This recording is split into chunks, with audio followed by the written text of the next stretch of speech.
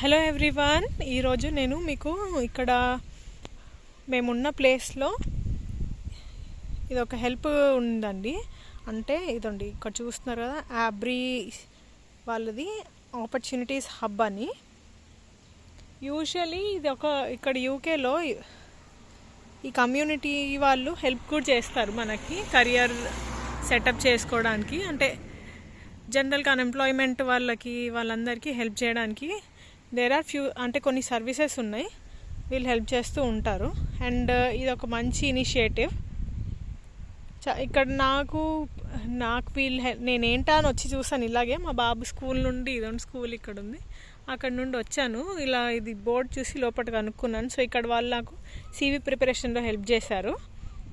So ఇలాంటివి మన కంట్రీలో కూడా ఉంటే బాగుంటుంది.